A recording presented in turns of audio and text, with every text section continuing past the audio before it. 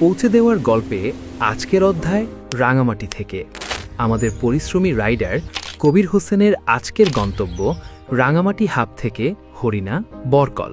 সকাল 7:30। State first Rangamati hub থেকে শুরু হয় যাত্রা। প্রথমে সিএনজিতে করে রাঙামাটি ঘাট, এরপর কাঁধে পার্সেল নিয়ে দীর্ঘ পথ হেঁটে উঠতে হয় বরকলগামী ট্রলারে।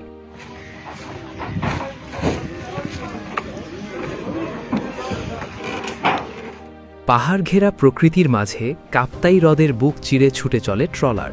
সময় তখন সকাল 10:30। বরকল ঘাটে পৌঁছে আবারও কাঁধে পার্সেল নিয়ে উঠতে হয় ছোট আরেকটি ট্রলারে। আবার শুরু হয় নদীপথের যাত্রা। অবশেষে পৌঁছে যাওয়া হরিণা বাজারে। কিন্তু এখানেই শেষ নয় পৌঁছে দেওয়ার গল্প।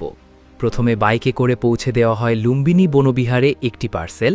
এটা খুব দুর্গম এলাকা, শুধুমাত্র স্টেট পাস এখানে মালগুলো পৌঁছে দেয় আর কি। এরপর আরেকটি ডেলিভারির জন্য পাড়ি দিতে হয় বড় একটি খাল।